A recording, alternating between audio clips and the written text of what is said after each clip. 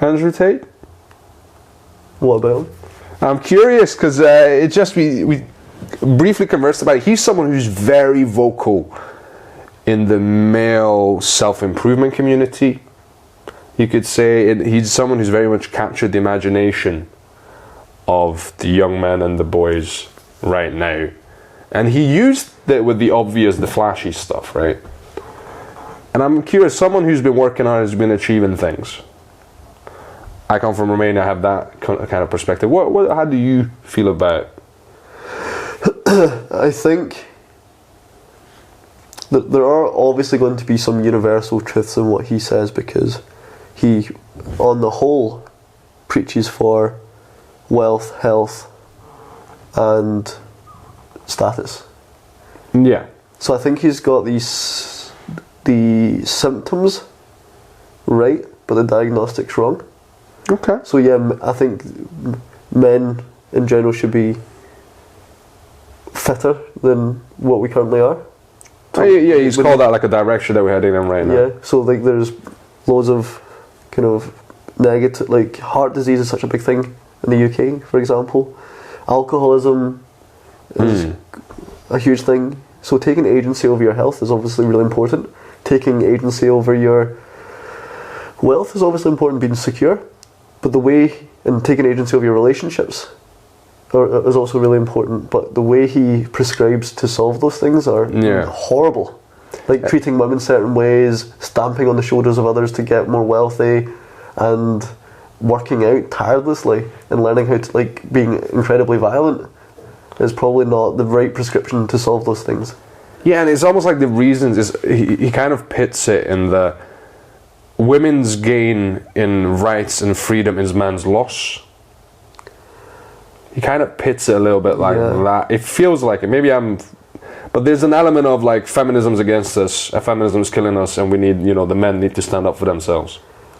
What I care about personally is the improvement in well-being, health, and wealth for both men and women. Yeah. Because if women get richer, healthier, and better at communicating in relationships, or better relationships, men's outcomes improve. If men get better at those things, women's outcomes in those things hopefully improve, as long as we're not standing on the shoulders of the other. Yeah, of course. To improve that. Like, we're not robbing Peter to pay Paul. Like rich sugar mamas of Scotland, say hello. Do you know what I mean? Like, I'm not fucking too proud. Yeah, I don't really have that much of a broad opinion on Tate, I guess. The reason I was genuinely curious is because you're someone who's in the development space, someone who's trying to learn, someone trying to better themselves, and here comes this character who's very flamboyantly. It's kind of like a Red Baron situation where he's taken this mantle upon himself. I guess where I'm at, where I work, I have access to many other role models. Having the podcast, I have access to other role models. So I don't really need him as a role model. But most men in the public domain actually have a lack of male role models at the moment. All we have is someone like an Andrew Tate in the media. We don't have many strong male role models in the public domain at the moment. And I can imagine if you are like, thankfully he wasn't around when I was younger, but I can imagine if you were a lost 13, 14, 15, 16-year-old man that doesn't have good health, wealth, or social status or any relationships, and this strong action man entertainer goes on to social media and says, by doing these things your life can get better, of course young men are going to follow Phil in lack of other male role models in their life or in the public domain. But thankfully, because of the people that I have access to and the resources, books and podcasts that I listen to, I don't have an attachment to him. Yeah, that's fair. I can imagine young purposeless men might. That's fair. Yeah, what he did very well, I think you mentioned before we sort of started the pod, of like, he's a great communicator / marketer. Yeah. In that he does very well, like, targeting the ego and then giving them a little carrot while also breaking them down at the same point of like, you got nothing, you're nobody, you're this and this and this, you broke it, you loser. He makes you kind of feel bad about yourself if you sort of subscribe to that. So he breaks you down on the one end, and then he's like, this is the way, and through me you will get there. It's a very weird Messiah type situation that developed.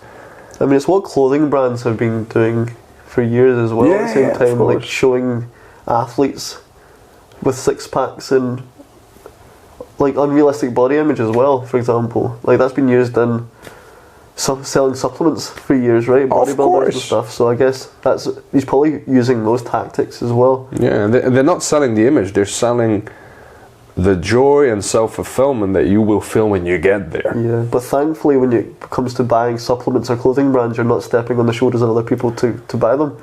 Whereas perhaps with his products, you might have to treat people in misalignment to your morals and values based on his prescription to get to the point that he promises that you'll get to. Yeah. I was just curious because don't really have a large opinion on him.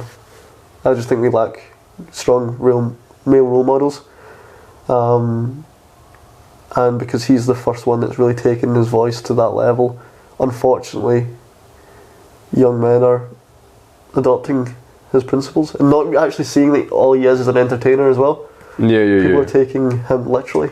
Listen, he knows how to crack a joke. I don't have a huge opinion on him. Alright, man.